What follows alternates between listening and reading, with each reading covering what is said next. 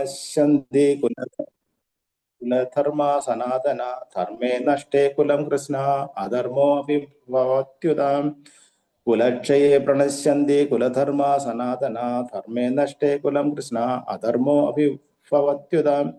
കുലധർമ്മങ്ങൾ നശിക്കുന്നു. അങ്ങനെ ധർമ്മം നശിക്കുമ്പോൾ വംശത്തിൽ ശേഷിക്കുന്നവർ അധാർമിക കൃത്യങ്ങളിൽ ഏർപ്പെടുന്നു. ഭാവാർത്ഥം: കുടുംബങ്ങളെ വീണ്ടും വണ്ണം വളരാനും ആത്മീയ മൂല്യങ്ങൾ നേടാനും സഹായിക്കുന്ന അനേകം മതാചാര വിശേഷങ്ങൾ വർണ്ണാശ്രമ വ്യവസ്ഥയിലുണ്ട്. ജനനം മുതൽ മരണം വരെ തുടരുന്ന ഈ ശുദ്ധീകരണ പ്രക്രിയകൾ തല മുതിർന്നവരുടെ ചുമതലയിൽ നടത്തുന്നു. അവരെല്ലാം മൃതി അടഞ്ഞാൽ ശുദ്ധീകരണത്തിന് വേണ്ടിയുള്ള കുടുംബ ആചാരങ്ങൾ നിലച്ചേക്കാം. ശേഷിച്ച ഇളം തലമുറക്കാർ അധാർമിക സ്വഭാവം കൈക്കൊള്ളുകയും അങ്ങനെ ആത്മീയ മുക്തിക്കുള്ള അവസരം നഷ്ടപ്പെടുത്തുകയും ചെയ്തേക്കും. അതുകൊണ്ട് വംശപിതാക്കൾ ഒരിക്കലും വധാർഹരല്ല. ശ്ലോകം 40. അധർമാഭിഭവാത് കൃഷ്ണ പ്രദുഷ്യന്തി കുലസ്ത്രീയാ സ്ത്രീഷു ദുഷ്ടാശു വാർണേയ ജായതേ വർണ്ണസങ്കരഃ. അധർമാഭിഭവാത് കൃഷ്ണ പ്രദുഷ്യന്തി കുലസ്ത്രീയാ സ്ത്രീഷു ദുഷ്ടാശു വാർണേയ ജായതേ വർണ്ണസങ്കരഃ. അധർമാഭിഭവാത് കൃഷ്ണ പ്രദുഷ്യന്തി കുലസ്ത്രീയാ സ്ത്രീഷു ദുഷ്ടാശു വാർഷ്ണേയ ജായതേ വർണ്ണസങ്കരഃ.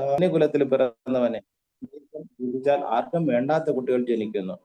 ഭാവാർത്ഥം: സമൂഹത്തിൽ സ്വജനങ്ങൾ ഉടനുണ്ടാവണം. അത് ജീവിതത്തിൽ സമാധാനത്തിനും ഐശ്വര്യത്തിനും ആത്മീയ വിശ്വാസത്തിനും കളമൊരുക്കുന്നു. രാജ്യത്തിന്റെയും ജനതയുടെയും പൊതുവായ ആത്മീയോത്കർഷത്തിനു വേണ്ടി സമൂഹത്തിൽ സജ്ജനങ്ങൾക്ക് പ്രാമുഖ്യമുണ്ടാകാത്ത വിധത്തിൽ രൂപീകരിക്കപ്പെട്ടവയാണ് വർണ്ണാശ്രമ ധർമ്മത്തിന്റെ വ്യവസ്ഥകൾ. അത്ര ഒരു ജനസമൂഹം അതിലെ സ്ത്രീകളുടെ ചാരിത്രത്തെയും വിശ്വാസത്തെയും ആശ്രയിച്ചു നിൽക്കുന്നു. കുട്ടികൾ പിഴച്ചു പോകാൻ എളുപ്പമുണ്ട്. സ്ത്രീകൾ അധപതിക്കാനും അത്ര എളുപ്പമുണ്ട്.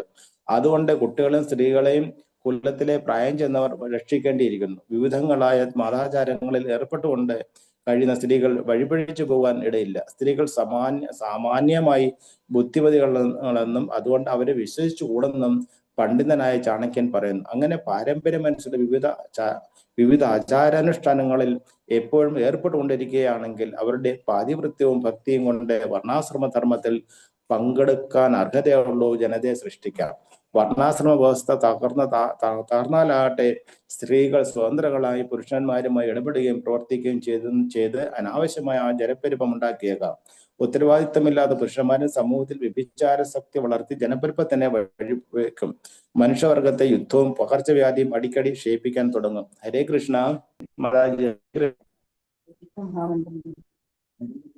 രണ്ടു പ്രാവശ്യം ഹരേ കൃഷ്ണ മന്ത്രം ജപിച്ചും മാതാജി സ്വീകരിക്കാം.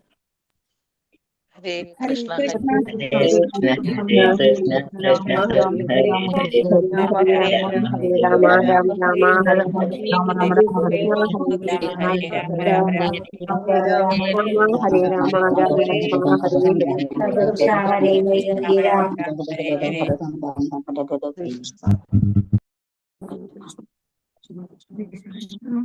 ഹരേ കൃഷ്ണ. കേൾക്കാമോ പ്രഭു? ഹരേ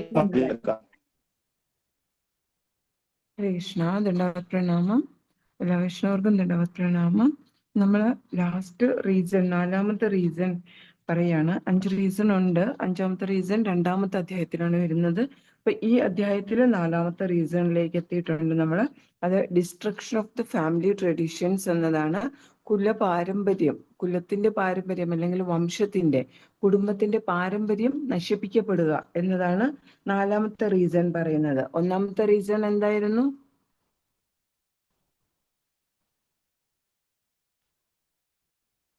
അർജുനൻ യുദ്ധം ചെയ്യാതിരിക്കാൻ കണ്ടെത്തിയ കാരണങ്ങൾ. അതിൽ 1ാമത്തെ കാരണം എന്തായിരുന്നു? പറയൂ. യുദ്ധത്തിൽ കൊല്ലുന്നത് പാപമാണ് എന്നുള്ളത് ഒരു റീസൺ ആയിരുന്നു. അത് 3ാമത്തെ റീസൺ ആയിരുന്നു. ഒന്ന് കഴിഞ്ഞാല് പാപം കിട്ടും എന്നുള്ളത് 3ാമത്തെ റീസൺ. 1ഉം 2ഉം അപ്പൊ എന്തായിരുന്നു? മറുവശത്ത് ബന്ധുക്കളും എല്ലാരും നിൽക്കുന്നുണ്ട്. ബന്ധുക്കളും മിത്രങ്ങളും ഒക്കെ നിൽക്കുന്നത് കൊണ്ട് അവരോടുണ്ടാകുന്ന അനുകമ്പ. അനുകമ്പ അനുകമ്പ. അനുകമ്പ ആ വാക്ക് ഉപയോഗിക്കുക, ഓർക്കുക, അനുകമ്പ. പിന്നീട് ഒരെണ്ണം കൂടി ഉണ്ടായിരുന്നു. രണ്ടാമത്തേത് എന്തായിരുന്നു? ആസ്വാദനം നഷ്ടപ്പെടുന്നു. അതെ, ആസ്വദിക്കാൻ കഴിയില്ല. താൻ വിജയിച്ചാലും ഇതൊന്നും കാണാൻ ആരുമേ ഉണ്ടാവില്ല, എല്ലാവരും മരിച്ചു പോകും യുദ്ധത്തില്. അപ്പൊ പിന്നെ ഞാൻ ജയിച്ചിട്ട് എന്താണ് കാര്യം, അല്ലെ? അപ്പൊ എനിക്ക് ആ വിജയം ഗുരുക്കളെല്ലാം അതായത് ഗുരുക്കന്മാരും എന്താണ് ഇവരുടെ ഭീഷ്മ അവരൊക്കെ ഉള്ളത് കാരണം അർജുനനും ഇത് എന്താ പറയാ അർജുനന് യുദ്ധം ചെയ്യാൻ വിഷമമുണ്ടായത് അതാണ്. ഓക്കെ. അനുകമ്പ കാരണം ഗുരുക്കന്മാരും പിന്നെ പിതാമഹനും ഒക്കെ ഉള്ള കാരണം അവരെയൊക്കെ വധിക്കാൻ ഇഷ്ടമില്ല. അതുകൊണ്ട് അത് പാപപ്രതികരണങ്ങൾ കാരണമാക്കും എന്നുള്ളതാണ് മൂന്നാമത്തെ റീസൺ. അപ്പൊ 3 പഠിച്ചു. ഒന്ന്, അനുകമ്പ, സ്വന്തം ജനങ്ങളോടുള്ള അനുകമ്പ. രണ്ടാമത്തത്, എല്ലാവരും മരിച്ചു കഴിഞ്ഞാൽ പിന്നെ എനിക്ക് എന്റെ വിജയം, രാജ്യം ഒക്കെ ലഭിച്ചത് കൊണ്ട് എന്ത് പ്രയോജനമാണുള്ളത്? എനിക്ക് ഒന്നുമേ ആസ്വദിക്കാൻ കഴിയില്ല എന്നുള്ളത് രണ്ടാമത്തെ റീസൺ. മൂന്നാമത്തേത്, ഗുരുക്കന്മാരെയും പിതാമഹനെയും പിതൃതുല്യരെയും ഒക്കെയും വധിച്ചു കഴിഞ്ഞാൽ അതിലുള്ള പാപപ്രതികരണം, പാപം എനിക്ക് കിട്ടും എന്നുള്ളത് മൂന്നാമത്തെ റീസൺ. നാലാമത്തെ റീസൺ 39 ശ്ലോകം മുതൽ 43 ശ്ലോകം വരെയാണുള്ളത്. അത് ഡിസ്ട്രക്ഷൻ ഓഫ് ഫാമിലി ട്രഡീഷൻ എന്നതാണ്. വംശപാരമ്പര്യം നശിക്കും. വംശപാരമ്പര്യം അല്ലെങ്കിൽ കുലപാരമ്പര്യം, കുലക്ഷയെ പ്രണശ്യന്തി എന്നാണ് പറഞ്ഞിരിക്കുന്നത്, അല്ലെ? കുലം ക്ഷയിക്കും എന്നുള്ളതാണ് പറയുന്നത്. കുലധർമ്മ സനാതന, എല്ലാ കുലധർമ്മങ്ങളും നശിക്കും. എന്തുകൊണ്ടാണ്? ഉയർന്ന പ്രായമുള്ളവര്, അല്ലെ, കുറച്ചൊരു പ്രായം തികഞ്ഞവരും 28 30 അങ്ങനെയൊക്കെ പ്രായമൊക്കെ ഉള്ളവരായിരിക്കും ആ ഒരു കുടുംബത്തിന്റെ കാര്യങ്ങളൊക്കെ നോക്കുന്നത്. 25 വയസ്സ് വരെ ബ്രഹ്മചര്യമാണുള്ളത്.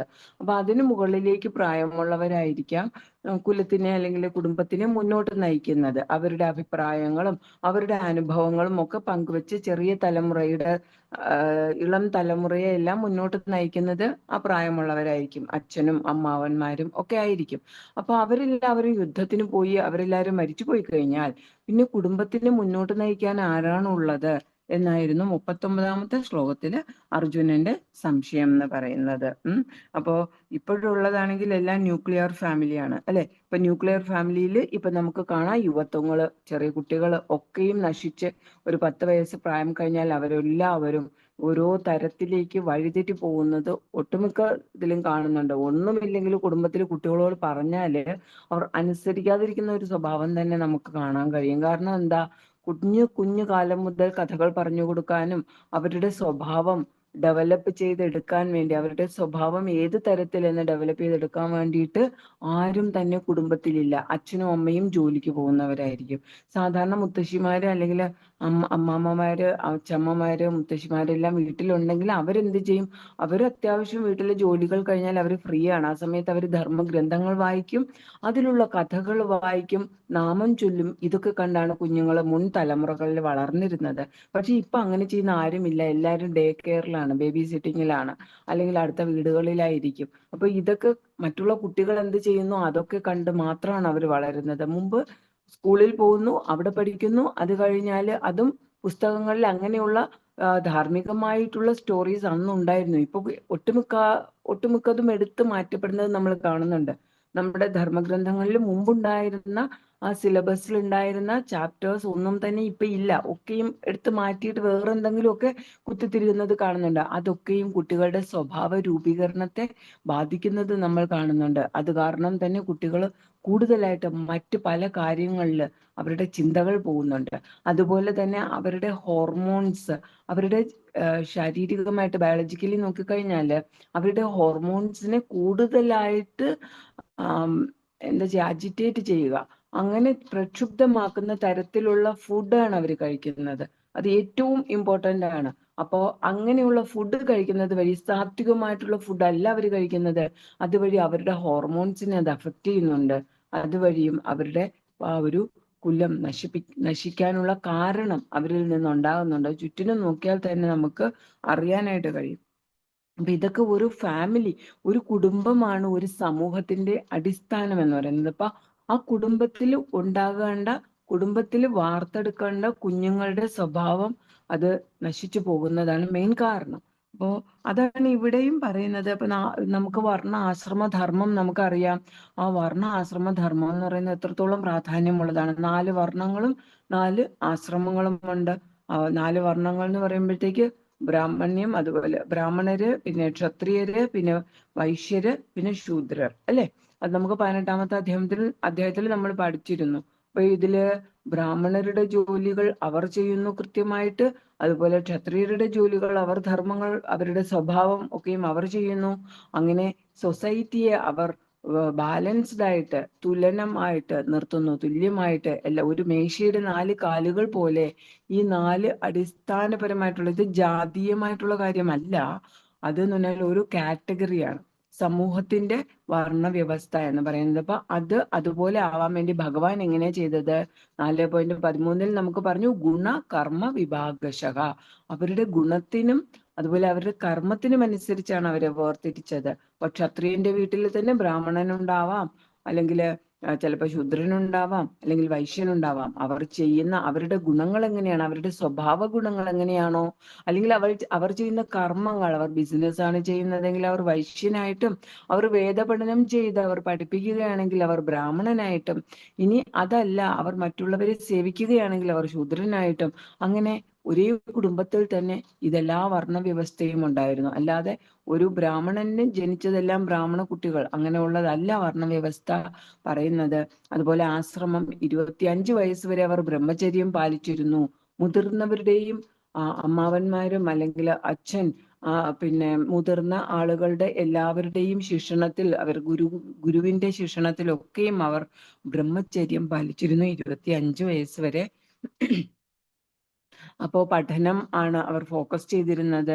അവരുടെ ശരീരത്ത് അധികമായിട്ടുള്ള ഹോർമോൺ ഒന്നും ഉത്പാദിപ്പിക്കപ്പെട്ടില്ല. അപ്പൊ അതുകൊണ്ട് തന്നെ അവർ നേർവഴിക്ക് വന്നിരുന്നു. അത് കഴിഞ്ഞ് 25 വയസ്സ് കഴിഞ്ഞാൽ അവർ ഗൃഹസ്ഥാശ്രമത്തിലേക്ക് കടക്കുകയും ചിലർ നൈഷ്ഠിക ബ്രഹ്മചര്യത്തിലേക്ക് കടക്കുകയും ചെയ്തിരുന്നു. അതിലൂടെയും അവർ നല്ലൊരു ഗൃഹസ്ഥനാവാനുള്ള ഒരു പ്രാപ്തി അവർക്ക് ആ പഠനത്തിലൂടെ ലഭിച്ചിരുന്നു. അത് കഴിഞ്ഞാൽ 50 വയസ്സ് വരെ ഗൃഹസ്ഥനായും 50 വയസ്സ് കഴിഞ്ഞ് പിന്നീട് 25 വർഷക്കാലം അവർ വാനപ്രസ്ഥത്തിലാവുകയും ഇതിൽ നിന്നെല്ലാം വിടുതലായിട്ട് അവർ ഭഗവാനിലേക്ക് മാത്രം ആശ്രയിച്ച് ജീവിക്കാനും, 75 വയസ്സിന് മേൽ അവർ ജീവിച്ചിരിക്കുമ്പോൾ അവർ പിന്നീട് മരണം വരെ, അവസാന ശ്വാസം വരെ അവർ സന്യാസ ജീവിതം, വീട്ടിൽ തന്നെയാണെങ്കിൽ പോലും അവർ സന്യാസ ജീവിതത്തിലേക്ക് കടക്കുകയും ചെയ്തിരുന്നു. അതാണ് നമ്മുടെ വർണ്ണ ആശ്രമ വ്യവസ്ഥ. അത് തുല്യമായിട്ട് നമ്മുടെ സമൂഹത്തിനെ നിലനിർത്തി പോരുന്നു. ഒട്ടുമിക്ക കുടുംബങ്ങളിൽ 100 വർഷങ്ങൾക്ക് മുമ്പ് ഇത് കംപ്ലീറ്റ് ആയിട്ടും, അതുപോലെ ഒരു 50 വർഷം പുറകിലേക്ക് നോക്കിക്കഴിഞ്ഞാൽ ഒരു ഏകദേശം എങ്കിലും ഒരു 50% എങ്കിലും അതുപോലെയൊക്കെ തന്നെയാണ് നമ്മുടെ തലമുറകൾ ജീവിച്ചിരുന്നത്. പക്ഷെ ഇപ്പൊ നോക്കിക്കഴിഞ്ഞാൽ എല്ലാമേ നശിച്ചു. ഇവിടെ കുലക്ഷയ പ്രണശ്യന്തി എന്ന് അർജുനൻ അന്ന് ആശങ്കപ്പെട്ട കാര്യം ഇപ്പോ നടന്നുകൊണ്ടിരിക്കുകയാണെന്ന് നമുക്ക് ചുറ്റിനും നോക്കിയാൽ കാണാൻ കഴിയും. ഇനി 40ാമത്തെ ശ്ലോകം നോക്കിക്കഴിഞ്ഞാല് വാർഷ്ണേയ എന്നാണ് പറയുന്നത്, അല്ലെ? അധർമ്മ അഭിഭവാത്, അധർമ്മം സംഭവിക്കും എന്നാണ് പറയുന്നത്. പ്രദുഷ്യന്തി കുലസ്ത്രീയ, കുലസ്ത്രീകള് നശിക്കപ്പെടും. കുലസ്ത്രീകൾ അപ്പൊ കുടുംബത്തിൽ ആരുമേ ഇല്ല, എല്ലാവരും മരിച്ചുപോയി എങ്കിൽ അവർക്ക് ജീവിക്കാൻ നിവൃത്തിയില്ല. പിന്നീട് അവിടെ എന്ത് വരും? വർണ്ണസങ്കരം വരാനുള്ള ചാൻസ് ഉണ്ട്. അപ്പൊ അവർ വീടിന് പുറത്തേക്ക് ഇറങ്ങേണ്ടി വരും. വീടിന് പുറത്തേക്ക് ഇറങ്ങിക്കഴിഞ്ഞാൽ വർണ്ണ ആശ്രമ വ്യവസ്ഥകളൊക്കെയും തകർന്ന് സ്ത്രീകളെല്ലാം തന്നെ സ്വതന്ത്രകളായി പുരുഷന്മാരോട് ഇടപെടുകയും ചെയ്യും എന്നാണ് പറയുന്നത്. ഇപ്പൊ സ്ത്രീകൾക്ക് പുരുഷന്മാരെക്കാളും ഹോർമോൺസ് നോക്കിക്കഴിഞ്ഞാൽ അവർക്കാണ് കൂടുതൽ, അവർക്ക് സെക്സിനോട് കൂടുതൽ താല്പര്യമുണ്ട് എന്നാണ് പറയുന്നത്. പലപ്പോഴും അത് വഴിവിട്ട ബന്ധങ്ങൾക്ക് കാരണമാകും. ഇപ്പോഴത്തെ തലമുറ നോക്കിക്കഴിഞ്ഞാൽ സ്ത്രീകളൊക്കെയും സ്വതന്ത്രകളായി, ജനറലി ആണ് പറയുന്നത്, പ്രത്യേകിച്ച് ആരെയുമല്ല പറയുന്നത്. പക്ഷെ പലപ്പോഴും നമുക്ക് അവിടെ ആറ്റിങ്ങൽ സൈഡിലെ ആലങ്കോടുള്ള അനുശ്രീയെ പറ്റി ഒക്കെ നമ്മൾ കേട്ടിട്ടുണ്ട്, അല്ലെ? ഭർത്താവിനെയും അതുപോലെ മകളെയും ഭർത്താവിന്റെ അമ്മയെയും ഒക്കെ കൊലപ്പെടുത്തിക്കൊണ്ട്, സ്വന്തം 2 വയസ്സുള്ള കുഞ്ഞിനെ വരെ കൊലപ്പെടുത്തിക്കൊണ്ട് അവർക്ക് ഇഷ്ടപ്പെട്ട പുരുഷനോടൊപ്പം ജീവിക്കാൻ വേണ്ടി അവർ പോയ ഒരു കുറച്ചു നാൾ മുമ്പ്, ഒരു 2-3 വർഷങ്ങൾക്ക് മുമ്പ് എന്തോ നടന്ന ഒരു സംഭവമാണ്. അതുപോലെ ഓഫീസിലെ ഒരു ബന്ധം, ട്രെയിനിലെ ഒരു ബന്ധം, അങ്ങനെ സ്ത്രീകൾ പോലും നശിക്കപ്പെടുന്നത് കാണാൻ കഴിയും. അതുകൊണ്ടാണ് മനുസ്മൃതിയിൽ പറഞ്ഞത്, ന സ്ത്രീ സ്വാതന്ത്ര്യം അർഹതി എന്ന്. സ്ത്രീകൾക്ക് അധികമായ സ്വാതന്ത്ര്യം കൊടുക്കാൻ പാടില്ല. അത് എന്തുകൊണ്ട് എന്നുള്ളത് മുൻ തലമുറ എഴുതി വച്ച കാര്യമാണ്. പക്ഷെ ഇപ്പോ അധികമായിട്ടുള്ള അമിതമായിട്ടുള്ള സ്വാതന്ത്ര്യം. ഇപ്പൊ ഞാന് കഴക്കൂട്ടത്ത് ടെക്നോ പാർക്കിൽ ചെന്നപ്പോൾ ഞാൻ കേട്ട ഒരു കാര്യം എന്ന് പറഞ്ഞാൽ, അവര് ടെക്നോ പാർക്ക് വന്ന കാലം മുതൽ അവർ അക്കോമഡേഷൻ കൊടുക്കുന്നവരാണ്, പേയിങ് ഗസ്റ്റിനെ ഒക്കെ നിർത്തുന്നവരാണ്. അപ്പൊ അവർ പറഞ്ഞ ഒരു കാര്യം, പെൺകുട്ടികൾക്ക് അക്കോമഡേഷൻ കൊടുക്കില്ല. സാധാരണ മുൻപ് തിരിച്ചാണ് കേട്ടിരുന്നത്, ആൺകുട്ടികൾക്ക് കൊടുക്കില്ല. പക്ഷെ ഇപ്പൊ അവർ പറയുന്നത് പെൺകുട്ടികൾക്ക് കൊടുക്കില്ല. കാരണം എന്താ? പെൺകുട്ടികൾ ബിയർ അടിച്ച് ബീച്ചിലും പോയിട്ട് ആൺകുട്ടികളെ വിളിച്ച് വീട്ടിലേക്ക് കയറ്റുന്നതാണ് കാണുന്നത്. ഭയങ്കര ബഹളമാണ്. രാത്രിയായാലും ഞങ്ങൾക്കൊന്നും ഉറങ്ങാൻ പറ്റില്ല. അപ്പോ അത്രയ്ക്ക് ശല്യമാണ് പെൺകുട്ടികളെ കൊണ്ട്. പക്ഷെ ആൺകുട്ടികളെ കൊണ്ട് യാതൊരു ശല്യവുമില്ല. അപ്പോ ഏകദേശം ആ ഒരു ഇപ്പോഴുള്ള ഒരു പാരമ്പര്യം എല്ലാം കളഞ്ഞു കുളിച്ച്, ഉണ്ടായിരുന്ന പാരമ്പര്യം എല്ലാം കളഞ്ഞു കുളിച്ച് സ്ത്രീകൾക്ക് അമിതമായ സ്വാതന്ത്ര്യം കിട്ടിയതിനെ അവർ ദുരുപയോഗം ചെയ്തുകൊണ്ട് ശരിക്കും ഇത് ഒരു കലിയുഗമാണെന്ന് അവർ നമുക്ക് കാണിച്ചു തരുന്ന ഒരു പ്രവണത നമ്മുടെ ചുറ്റിനുമുണ്ട്. എല്ലാവരും അങ്ങനെയാണെന്നല്ല പറയുന്നത്. ഞാൻ കേട്ട ഒരു കാര്യം ഇവിടെ ആവശ്യം വന്നതുകൊണ്ട് ഉപയോഗിച്ചു എന്നുള്ളതേ ഉള്ളൂ. അപ്പൊ അൺവാണ്ടഡ് പ്രോജനി സൃഷ്ടിക്കപ്പെടും. ആവശ്യമില്ലാത്ത കുട്ടികൾ ഇതുപോലെ സൃഷ്ടിക്കപ്പെടാനുള്ള കാര്യമുണ്ടാകും. പക്ഷെ നമ്മൾ ഷോഡശ സംസ്കാര പ്രകാരം ഒരു സംസ്കാരമാണ് ഗർഭധാന സംസ്കാരം എന്ന് പറയുന്നത്. അപ്പൊ ഗർഭധാന സംസ്കാര പ്രകാരമാണ് നമ്മൾ ജീവിക്കുന്നതെങ്കിൽ അവർ യുണൈറ്റ് ചെയ്യുന്നതിനുള്ള മുഹൂർത്തമൊക്കെ നോക്കി കൃഷ്ണ കോൺഷ്യസ് ആയിട്ടുള്ള ആ സമയത്ത് പോലും ചിലർ പറയും ആ സമയത്ത് ഭഗവാനെ ഓർക്കാൻ പാടില്ല. അങ്ങനെയല്ല, ഏതൊരു സമയത്തും ഭഗവാനെ ഓർക്കാം. അപ്പൊ നല്ലൊരു കുട്ടി ജനിക്കാൻ വേണ്ടിയിട്ട് ഭർത്താവും ഭാര്യയും അതിനുവേണ്ടി അവർ പ്രിപ്പയർ ചെയ്യുന്ന സമയത്ത് ഭഗവാനെ ഓർത്തുകൊണ്ട്, ഇപ്പോ പ്രഹ്ലാദ മഹാരാജ് ജനിക്കുന്ന സമയത്ത് ഓം നമോ ഭഗവതി വാസുദേവായ എന്ന മന്ത്രം അവർ ജപിച്ചിരുന്നു എന്നാണ് പറയുന്നത്. അപ്പൊ അത് കാരണം പ്രഹ്ലാദ മഹാരാജ്, പിന്നെ നാരദമുനിയുടെ ഇടപെടൽ ഉണ്ടായി, പല പല കാരണങ്ങളുണ്ടാവും. പക്ഷെ എങ്കിൽ പോലും ആ സമയത്ത് അത് ഉണ്ടായി എന്നാണ് പറയുന്നത്. അപ്പോ അതുപോലെ ഭഗവാനെ സ്മരിച്ചുകൊണ്ടാണെങ്കിൽ ആ ഉണ്ടാകുന്ന തലമുറ അങ്ങനെയായിരിക്കും. അതുപോലെ തന്നെ നമ്മൾ കുട്ടികൾ പ്രഗ്നന്റ് ആയിരിക്കുന്ന സമയത്ത് നമ്മുടെ ധർമ്മശാസ്ത്ര ഗ്രന്ഥങ്ങൾ വായിച്ചു കൊടുത്താൽ അങ്ങനെ ഉള്ള കുഞ്ഞായിരിക്കും, ആ ഒരു കൃഷ്ണ കോൺഷ്യസ് ആയിട്ടുള്ള ഒരു കുട്ടിയായിരിക്കും ജനിക്കുന്നത്. അപ്പോൾ ഗർഭധാന സംസ്കാരം കൃത്യമായിട്ട് നമ്മുടെ ഷോഡശ സംസ്കാരങ്ങൾ എന്തെല്ലാമാണോ അത് നമ്മൾ നന്നായി പഠിച്ചുകൊണ്ട് നമ്മുടെ കുടുംബത്തെ അത് നിലനിർത്തി പോവുകയാണെങ്കിൽ, കുറേയൊക്കെ നമുക്ക് അറിഞ്ഞുകൊണ്ടല്ലെങ്കിൽ നമ്മൾ കുറേയൊക്കെ സംസ്കാരങ്ങൾ ചെയ്യുന്നുണ്ട്. ഇപ്പോൾ കാതുകുത്തൽ ചടങ്ങും അതുപോലെ അന്നപ്രാശനം, പിന്നെ അങ്ങനെയുള്ള കുറെ ചടങ്ങുകളൊക്കെ നമ്മൾ ചെയ്യുന്നുണ്ട്. പക്ഷെ നമുക്ക് അതിന്റെ ഇങ്ങനെ ഷോഡശ സംസ്കാരം ആണിത് എന്നൊന്നും നമുക്കറിയില്ല. എങ്കിൽ പോലും നമ്മൾ കുറേയൊക്കെ സീമന്തം ഒക്കെ ചെയ്യുന്നുണ്ട്. പ്രോപ്പറായിട്ടല്ലെങ്കിലും പ്രോപ്പർ വേ അല്ലെങ്കിലും 7th മന്തിലൊക്കെ സീമന്തം ഒക്കെ അങ്ങനെ ചെയ്യുന്നുണ്ട്. അപ്പൊ അങ്ങനെയുള്ള കാര്യങ്ങൾ ചെയ്തുകൊണ്ട് ഗർഭധാന സംസ്കാരം എല്ലാം ചെയ്തുകൊണ്ടാണെങ്കിൽ പുതിയൊരു തലമുറ ഉണ്ടാകുമ്പോൾ ആ തലമുറ എങ്ങനെയായിരിക്കും? ആ കുഞ്ഞ് ജനിക്കുന്നതേ കൃഷ്ണ കോൺഷ്യസ് ആയിട്ടായിരിക്കും. അപ്പോ അതിനെ നമുക്ക് പിന്നീട് ജനിച്ച് കഴിഞ്ഞതിന് ശേഷം ആ കുട്ടിയിലേക്ക് കതിരിന്മേൽ വളം വയ്ക്കുന്നത് പോലെ കൊടുക്കുന്നതിനേക്കാൾ അത് ഗർഭാവസ്ഥയിലായിരിക്കുമ്പോൾ ആ അമ്മയ്ക്ക് കേൾപ്പിച്ചു കഴിഞ്ഞാൽ ആ കുഞ്ഞ് പൂർണ്ണമായിട്ട് 100% അതിലേക്ക് വരും എന്നുള്ളതിൽ യാതൊരു സംശയവുമില്ല. അപ്പൊ അതുപോലെ നമ്മൾ നമ്മുടെ തലമുറകളെ വാർത്തെടുക്കാനായിട്ട് ഇനിയെങ്കിലും ശ്രമിക്കണം. ഒരു വ്യക്തി ശ്രമിച്ചാൽ മതി, അത് അടിസ്ഥാനമായിട്ട് അത് പിന്നീട് സമൂഹത്തിലേക്ക് അത് ഉപയോഗപ്പെടും. ഞാൻ മാത്രം വിചാരിച്ചാൽ ഈ സമൂഹം നന്നാവില്ല എന്ന് കരുതി നമ്മൾ പിന്നോട്ട് പോകാൻ പാടില്ല. ഒരു വ്യക്തിയെങ്കിലും അതിനുവേണ്ടി മുന്നിട്ട് എന്റെ കുടുംബത്തിൽ ഇങ്ങനെയൊക്കെ തന്നെ വേണം എന്നുള്ളത് നമ്മൾ ചിന്തിച്ചു കഴിഞ്ഞാൽ അത് ഭഗവാന്റെ സഹായത്താൽ, ഭഗവാന്റെ അനുഗ്രഹത്താൽ അത് നമുക്ക് നടത്താനായിട്ട് കഴിയും. ഈ കലിയുഗത്തിൽ പോലും അത് കഴിയും. അപ്പോ നാമജപവും അതുപോലെ തന്നെ ഉള്ള പല കാര്യങ്ങൾ ഭക്തിയുടെ സേവനത്തിലൂടെ നമുക്ക് മുന്നോട്ട് പോയി കഴിഞ്ഞാൽ ഈ കലിയുഗത്തെ മാറ്റിമറിച്ച് വീണ്ടും ഒരു സത്യയുഗം സൃഷ്ടിക്കാനായിട്ട് നമുക്ക് കഴിയും എന്നുള്ളതിൽ യാതൊരു സംശയവുമില്ല. അപ്പൊ ഇവിടെ വൃഷ്ണി വംശജ എന്ന് ഭഗവാനെ വിളിക്കുന്നുണ്ട്. വാർഷ്ണേയ എന്ന് പറഞ്ഞാല് വൃഷ്ണുവംശജൻ. വംശജനാണ് ഭഗവാൻ. അപ്പൊ ചിലയിടത്തൊക്കെ പാർത്ഥ എന്ന് നമ്മൾ മുന്നെയൊക്കെ കേട്ടു അല്ലെ, അർജുനനെ വിളിക്കുന്നത്. അപ്പോ പൃഥയുടെ മകനാണ് പാർത്ഥ.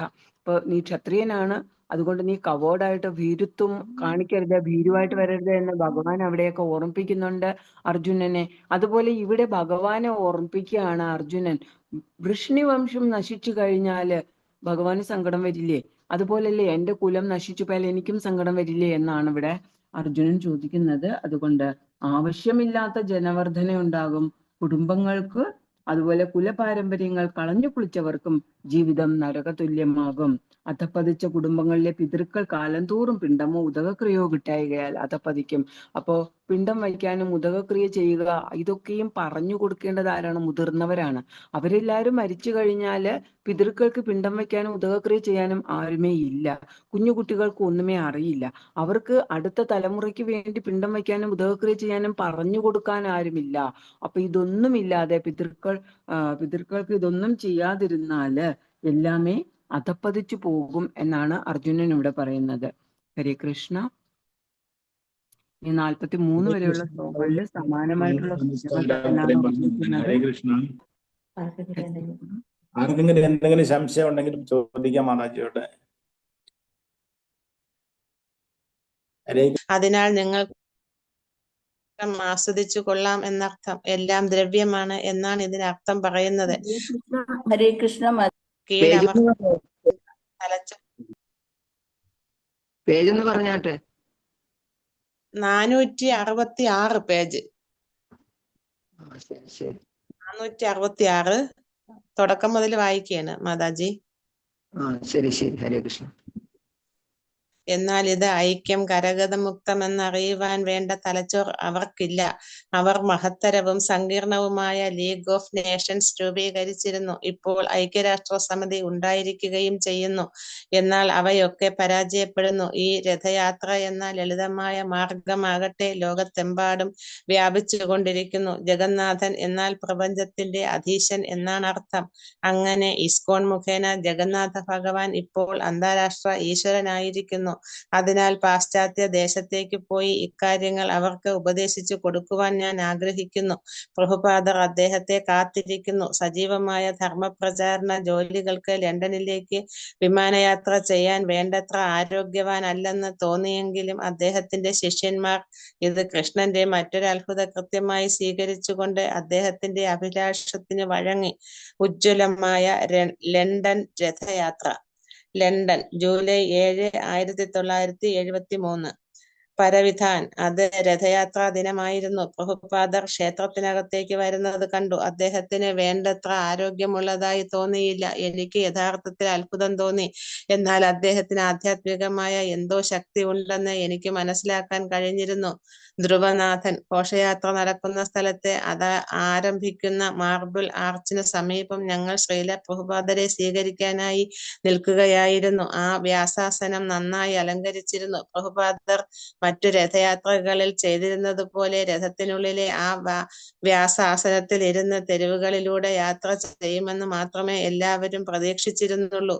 അതുകൊണ്ട് പ്രഭുപാദർ വന്നപ്പോൾ വ്യാസാസനത്തിൽ കയറിയിരിക്കാൻ വിസമ്മതിച്ചത് ഞങ്ങളെ എല്ലാം ആശ്ചര്യപ്പെടുത്തുകയും ആഹ്ലാദിപ്പിക്കുകയും ചെയ്തു. താൻ നൃത്തം ചെയ്തുകൊണ്ട് ഘോഷയാത്രയെ നയിക്കാൻ പോവുകയാണെന്ന് അദ്ദേഹം പറഞ്ഞു. യോഗേശ്വരൻ. പ്രഭുപാദർക്ക് വ്യാസാസനത്തിൽ കയറിയിരിക്കാൻ വേണ്ടി ഏണി കൊണ്ടുവന്നു. എന്നാൽ അദ്ദേഹം കൈകാണിച്ച് അത് വിലക്കിയതിനു ശേഷം നൃത്തത്തിന് നേതൃത്വം നൽകിക്കൊണ്ട് രഥങ്ങളുടെ കൂടെ നടന്നു നീങ്ങുവാൻ തുടങ്ങി. ധീരശാന്തൻ. എന്റെ കാൽക്കുഴ ഉളുക്കി പിടിച്ചതിനാൽ നടക്കാൻ കഴിയാതെ ഞാൻ രഥത്തിലാണ് സഞ്ചരിച്ചത്. അതുകൊണ്ട് എനിക്ക് പ്രഭുപാദരെ വളരെ വ്യക്തമായി കാണാമായിരുന്നു. രേവതി നന്ദന മഹാരാജ് രഥത്തിൽ നിന്നുകൊണ്ട് ഉച്ചഭാഷണിയിലൂടെ കീർത്തനം ചെയ്യുകയായിരുന്നു. എന്നാൽ ഘോഷയാത്ര തുടങ്ങി 15 മിനിറ്റോളം കഴിഞ്ഞപ്പോൾ താഴെ ഇറങ്ങി തെരുവിൽ തന്നോടൊപ്പം കീർത്തനത്തിൽ പങ്കെടുക്കണമെന്ന് രേവതി നന്ദന മഹാരാജനോടും മറ്റുള്ളവരോടും പറയാനായി പ്രഭുപാദർ ഭക്തന്മാരോട് ആവശ്യപ്പെട്ടു. രേവതി നന്ദനൻ. രഥത്തിൽ തന്റെ വ്യാസാസനം കണ്ടപ്പോൾ പ്രഭുപാദർ പറഞ്ഞു, വേണ്ട, ഞാനൊരു ഭക്തൻ മാത്രമാണ്. ഞാൻ ഘോഷയാത്രകളിൽ ചേർന്നുകൊള്ളാം. ഞങ്ങൾ ഒരു വലിയ മഹത്തായ കീർത്തനം നടത്തി. ഹംസദൂതൻ നയിച്ചു, ഞാൻ നയിച്ചു, ശ്യാമസുന്ദരൻ നയിച്ചു. ആ അതിഗംഭീരമായ കീർത്തനത്തിന് പല ഭക്തന്മാരും മാറി മാറി നേതൃത്വം നൽകി. പ്രഭുപാദർ മുഴുവൻ സമയവും തന്റെ കരതാള വാദ്യത്തോടു കൂടി കീർത്തനത്തിന്റെ മധ്യത്തിൽ നിലകൊണ്ടിരുന്നു. അദ്ദേഹം മുന്നോട്ടും പിന്നോട്ടും ആടിയും ഇടയ്ക്കിടെ മേൽപോട്ട് ചാടിയും നൃത്തം വെച്ചുകൊണ്ടിരുന്നു. രോഹിണി നന്ദനൻ. രഥം വളരെ പതുക്കെയാണ് നീങ്ങിക്കൊണ്ടിരുന്നത്. പ്രഭുപാദർ ഘോഷയാത്ര നയിച്ചുകൊണ്ട് രഥത്തിന് 20-30 വാര മുമ്പിലായി നടന്നു. അതേസമയം തന്നെ രഥത്തിൽ നിന്ന് ഉച്ചഭാഷണിയിലൂടെ കീർത്തനം കേൾക്കാമായിരുന്നു. പ്രഭുപാദർ അവരെ എല്ലാം താഴേക്ക് വിളിച്ചു വരുത്തി തന്റെ ചുറ്റും നിർത്തുകയും എല്ലാവരും ചേർന്ന് ഹരേ കൃഷ്ണ കീർത്തനം തുടരുകയും ചെയ്തു. ഇടയ്ക്ക് പലപ്പോഴും അദ്ദേഹം വട്ടം തിരിഞ്ഞ് ഇരു കൈകളും രാജകീയമായി അന്തരീക്ഷത്തിലേക്ക് ഉയർത്തിപ്പിടിച്ചുകൊണ്ട് ജയ് ജഗന്നാഥ എന്ന് ഉറക്കെ ഉദ്ഘോഷിക്കും. ചിലപ്പോൾ ഞങ്ങൾ കുറെ കൂടുതൽ മുമ്പിലായി പോകും. അപ്പോൾ അദ്ദേഹം മറുവശം തിരിഞ്ഞ് രഥം അടുത്തെത്തുവാനായി കാത്തു നിൽക്കും. ചിലപ്പോൾ അദ്ദേഹം നൃത്തം ചെയ്യും. ചിലപ്പോൾ കൈകൾ ആകാശത്തേക്ക് ഉയർത്തിപ്പിടിച്ചുകൊണ്ട് നിൽക്കും. സാരഥീയദാസി പ്രഭുപാദർ നൃത്തം വയ്ക്കുകയും പിന്നെ ഏതാനും അടി ദൂരം പോയ ശേഷം തിരിഞ്ഞ് കൈകൾ ഉയർത്തിപ്പിടിച്ചുകൊണ്ട് രഥത്തിലെ അർച്ചനാമൂർത്തികൾക്ക് നേരെ നോക്കുകയും ചെയ്യും. തുടർന്ന് അദ്ദേഹം ആ മൂർത്തികളെ ഭക്തിപൂർവ്വം നോക്കിക്കൊണ്ട് ഏതാനും നിമിഷം നൃത്തം വയ്ക്കുകയും പിന്നെ തിരിഞ്ഞ് മുന്നോട്ട് പോവുകയും ചെയ്യും. ഈ വിധത്തിൽ അദ്ദേഹം ആ യാത്രയിൽ ഉടനീളം നൃത്തം ചെയ്തു. ഭക്തന്മാർ അദ്ദേഹത്തിന് ചുറ്റും കൈകോർത്തു പിടിച്ചു നിന്ന് ഒരു വലയം സൃഷ്ടിച്ച് അദ്ദേഹത്തെ ആൾത്തിരക്കിൽ നിന്ന് രക്ഷിച്ചു. അതൊരു ആശ്ചര്യകരമാർന്ന ആധ്യാത്മിക സംഭവമായിരുന്നു. പ്രഭുപാദർ ആ അർച്ചനാമൂർത്തികളെ നോക്കി നിന്നിരുന്നു. ഭക്തന്മാരെല്ലാവരും അദ്ദേഹത്തിന്റെ പിന്നിലും ഉണ്ടായിരുന്നു. സുഹൃദയ പ്രഭുപാദർ ഞങ്ങളെ അത്ഭുത സ്തബ്ധരാക്കി. അദ്ദേഹത്തിന് അസുഖം വല്ലതും ഉണ്ടായിരുന്നോ ഇല്ലയോ എന്നും ക്ഷീണവും തലചുറ്റും അനുഭവപ്പെടുന്നുണ്ടോ എന്നുപോലും ഞങ്ങൾക്ക് അറിവില്ലായിരുന്നു. ചിലപ്പോൾ അദ്ദേഹത്തെ വളരെ രോഗാർദ്രനെ പോലെയും ചിലപ്പോൾ 18 വയസ്സ് മാത്രമുള്ള ഒരു കുട്ടിയെപ്പോലെയും തോന്നിച്ചു. അദ്ദേഹത്തിന്റെ കയ്യിൽ ഊന്നുവടി ഉണ്ടായിരുന്നു. പക്ഷേ നൃത്തം ചെയ്യുമ്പോൾ അദ്ദേഹം അത് മേലോട്ട് ഉയർത്തിപ്പിടിച്ചിരുന്നു. അല്പസമയത്തിന് ശേഷം ശ്യാമസുന്ദരൻ എന്റെ അടുത്ത് വന്ന് പറഞ്ഞു, നോക്കൂ, അദ്ദേഹം അത് മുഴുമിപ്പിക്കുമെന്ന് തോന്നുന്നില്ല. പ്രഭുപാദർക്ക് തീരെ സുഖമില്ല. നിങ്ങൾ ഒരു കാറിൽ പിന്തുടരണം. നമുക്ക് പ്രഭുപാദരെ പെട്ടെന്ന് കാറിൽ കയറ്റത്തക്ക വിധത്തിൽ 30 സെക്കൻഡ് കൊണ്ട് എത്താവുന്ന ദൂരത്തിൽ ആയിരിക്കണം കാർ. പ്രഭുപാദർ പാർക്ക് ലൈനിലൂടെ മുന്നോട്ട് നീങ്ങുകയായിരുന്നു. ഇടയ്ക്കിടയ്ക്ക് അവർക്ക് അദ്ദേഹത്തോടൊപ്പം എത്തുവാൻ വേണ്ടത്ര വേഗത്തിൽ രഥം വലിക്കുവാൻ കഴിഞ്ഞിരുന്നില്ല. അദ്ദേഹം തിരിഞ്ഞു നിന്ന് കൈകൾ ഉയർത്തി ഹരി ബോൾ എന്ന് വിളിച്ചു പറയും. ഇങ്ങനെ പല പ്രാവശ്യം ആവർത്തിച്ചിരുന്നു. അദ്ദേഹത്തിന് ഇടയ്ക്കിടയ്ക്ക് നിൽക്കേണ്ടി വന്നു. അത്ര വേഗത്തിലാണ് അദ്ദേഹം നടന്നു നീങ്ങിയത്. ഭക്തന്മാർ നൃത്തം ചെയ്തുകൊണ്ടിരുന്നു. കാലാവസ്ഥ വളരെ സുഖകരമായിരുന്നു. ആൾക്കൂട്ടവും മെച്ചപ്പെട്ടതായിരുന്നു. ധ്രുവനാഥൻ യാത്രക്കാർ പ്രഭുപാദരുടെ നേരെ നോക്കിക്കൊണ്ട് ഒരേ സ്ഥാനത്ത് തന്നെ ഇളകാതെ നിന്നു. അത്രയും പ്രായം ചെന്ന ഒരാൾ ഒരു ബാലനെ പോലെ നൃത്തം വയ്ക്കുകയും കുതിക്കുകയും ചെയ്യുന്നത് ആശ്ചര്യമുളവാക്കുന്ന ഒരു കാഴ്ചയായിരുന്നു. പിന്നെ ഏതാണ്ട് ഓരോ 5 മിനിറ്റിലും പ്രഭുപാദർ വട്ടം തിരിഞ്ഞ് ജഗന്നാഥന്റെ നേരെ നോക്കും. ആരും അദ്ദേഹത്തിന്റെ കാഴ്ച തടസ്സപ്പെടുത്താതിരിക്കത്തക്ക വിധം ഭക്തന്മാർ ആ വഴിയിൽ നിന്ന് ഒഴിഞ്ഞുമാറി നിൽക്കും.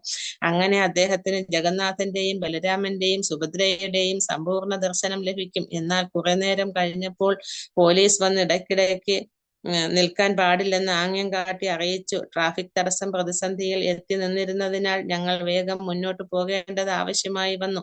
ഭക്തന്മാർ ആനന്ദത്തോടെ ഉറക്കെ കരയുകയും കീർത്തനം ചെയ്യുകയും നൃത്തമാടുകയും ചെയ്തുകൊണ്ടിരുന്നു. അവിടം വലിയ ആവേശ ദൃശ്യമായിരുന്നു. ശ്രുതകീർത്തി പ്രഭുപാദർ നൃത്തം ചെയ്തുകൊണ്ടിരുന്നപ്പോൾ പോലീസുകാർ അടുത്തെത്തി ഔദ്യോഗിക സ്ഥാനത്തുള്ള ആരെയെങ്കിലും കണ്ടെത്തുവാൻ ശ്രമിച്ചുകൊണ്ടേയിരുന്നു. ഒടുവിൽ അവർ എന്റെ അടുത്ത് വന്ന് പറഞ്ഞു, നിങ്ങളുടെ നേതാവിനോട് ഇരിക്കാൻ പറയണം. എല്ലാവരും നിയന്ത്രണം വിടുന്നു. ഞങ്ങൾക്ക് ആൾക്കൂട്ടത്തെ നിയന്ത്രിക്കാനാകുന്നില്ല. മനസ്സിലായോ? അപ്പോൾ ഞാൻ പറഞ്ഞു, ശരി. എന്നാൽ ഞാൻ പ്രഭുപാദരോട് ഒന്നും പറഞ്ഞില്ല. അപ്പോൾ അവർ വീണ്ടും പറഞ്ഞു, അദ്ദേഹം ഇരുന്നേ പറ്റൂ. അതിനാൽ ഞാൻ ശരി എന്ന് പറഞ്ഞിട്ട് പ്രഭുപാദരുടെ പുറത്തു മെല്ലെ തട്ടി. മുഴുവൻ സമയവും അദ്ദേഹം ഹർഷോന്മാദത്തോടെ നൃത്തം വയ്ക്കുകയും മറ്റെല്ലാവരെയും നൃത്തം ചെയ്യുവാൻ പ്രോത്സാഹിപ്പിക്കുകയുമായിരുന്നു. അദ്ദേഹം കൈകൊണ്ട് ആംഗ്യം കാട്ടി ഭക്തന്മാരെ നൃത്തം തുടരുവാൻ പ്രോത്സാഹിപ്പിക്കും. അദ്ദേഹം ആ രഥോത്സവത്തിന്റെ ഊർജ്ജസ്വലത നിലനിർത്തിക്കൊണ്ടിരുന്നു. അതിനാൽ ഞാൻ പറഞ്ഞു, പ്രഭുപാദ്, പോലീസുകാർ അങ്ങ് ഇരിക്കണമെന്ന് ആവശ്യപ്പെടുന്നു, അല്ലെങ്കിൽ യാത്രയ്ക്ക് ബുദ്ധിമുട്ടുണ്ടാകുമെന്നാണ് അവർ പറയുന്നത്. പ്രഭുപാദർ എന്റെ നേരെ നോക്കിയിട്ട് തിരിഞ്ഞ് അതിനെ നിശേഷം അവഗണിച്ചുകൊണ്ട് നൃത്തം തുടർന്നു. അവർക്കൊന്നും തന്നെ ചെയ്യാൻ കഴിയുമായിരുന്നില്ല. പ്രഭുപാദർ നൃത്തം നിർത്തുകയുമില്ല. പോലീസ് അദ്ദേഹത്തോട് ഒന്നും പറയുകയുമില്ല. പരവിധാൻ. ഞാൻ യാത്രാപഥത്തിലുടനീളം ഭഗവത് ദർശനം എന്ന മാസിക വിതരണം ചെയ്യുകയായിരുന്നു. ഞാൻ ക്ഷീണിച്ച് തളർന്നുപോയി. എനിക്ക് ഘോഷയാത്രയോടൊപ്പം മുന്നേറുവാൻ വളരെ പാടുപെടേണ്ടി വന്നു. എന്നാൽ പ്രഭുപാദർ ഘോഷയാത്രയോടൊപ്പം നീങ്ങിക്കൊണ്ടിരുന്നു. അദ്ദേഹം ഒരു ബാലനെപ്പോലെ നൃത്തമാടിക്കൊണ്ടിരുന്നു. അദ്ദേഹത്തിന്റെ ആധ്യാത്മിക ശക്തി എന്നെ അത്യധികം ആശ്ചര്യപ്പെടുത്തി. ധ്രുവനാഥൻ. ഞങ്ങൾ പിക്കാഡില്ലി വൃത്തത്തിലെത്തിയപ്പോൾ പ്രഭുപാദർ ഈ ഘോഷയാത്രയാകെ പെട്ടെന്ന് നിർത്തി. പിക്കാഡില്ലി വൃത്തം സ്വാഭാവികമായും ജനങ്ങളെ കൊണ്ട് തിങ്ങി നിറഞ്ഞിരുന്നു. 3 മിനിറ്റോളം പ്രഭുപാദർ ഘോഷയാത്ര നിർത്തിവെച്ച് ഭക്തന്മാരാൽ വലയിതനായി നൃത്തം വയ്ക്കുക മാത്രം ചെയ്തുകൊണ്ടിരുന്നു. രോഹിണി നന്ദനൻ. ഞങ്ങൾ പിക്കാഡില്ലി വൃത്തത്തിൽ എത്തിയപ്പോൾ പ്രഭുപാദർ ശരിക്കും നൃത്തം ചെയ്യുവാൻ തുടങ്ങി. അദ്ദേഹം നിലത്തു നിന്ന് മേലോട്ട് ചാടുകയായിരുന്നു. രഥം നിർത്തിയിരുന്നു. ചൈതന്യ മഹാപ്രഭു രഥയാത്ര നയിച്ചിരുന്ന രീതിയെപ്പറ്റി ചൈതന്യ ചരിതാമൃതത്തിൽ വിവരിച്ചിരിക്കുന്നതിനോട് വളരെ സാദൃശ്യമുള്ളതായിരുന്നു അത്. യോഗേശ്വരൻ. ഒടുവിൽ ഞങ്ങൾ ട്രഫാൽഗർ സ്ക്വയറിൽ എത്തിച്ചേരുകയും പ്രഭുപാദർ ഭക്തന്മാരൊരുക്കിയിരുന്ന വലിയ കൂടാരവും മറ്റു ക്രമീകരണങ്ങളും കാണുകയും ചെയ്തപ്പോൾ അദ്ദേഹം വീണ്ടും കൈയുയർത്തി നൃത്തം വെച്ചു. അങ്ങനെ അദ്ദേഹം നടക്കുകയും നൃത്തമാടുകയും ചെയ്ത സമയം കുറഞ്ഞപക്ഷം 1 മണിക്കൂർ വരുമായിരുന്നു. ഹെഡ് പാർക്ക് മുതൽ ട്രഫാൽഗർ സ്ക്വയർ വരെയുള്ള മുഴുവൻ ദൂരവും. രോഹിണി നന്ദനൻ. പ്രഭുപാദർ ട്രഫാൽഗർ സ്ക്വയറിൽ എത്തിയ ഉടൻ സെൻസൺ സ്തംഭത്തിന്റെ അടിത്തറയിൽ ഒരു ചെറിയ വ്യാസാസനത്തിൽ ഇരിക്കുകയും കൃഷ്ണന്റെ തിരുനാമത്തെ പുരസ്കരിച്ചൊരു പ്രഭാഷണം നടത്തുകയും ചെയ്തു. മാതാജി ആ പാരഗ്രാഫ് കംപ്ലീറ്റ് ചെയ്യൂ.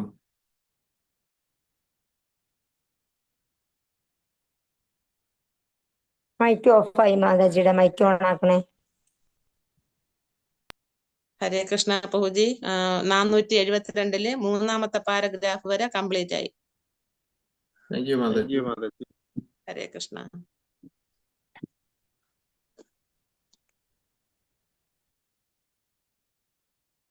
ഹരേ കൃഷ്ണ മാതാജി. കലാമാതാജി. ഇപ്പൊ എത്തും പ്രഭു. ഒരു 5 മിനിറ്റ് എന്ന് പറഞ്ഞു. പ്രഭു എന്തെങ്കിലും കീർത്തനം എന്തെങ്കിലും ചോദിച്ചു. അടുത്ത കീർത്തനം വീണ്ടും ഒരു കീർത്തനത്തിനുള്ള അവസരം വന്നിട്ടുണ്ട്.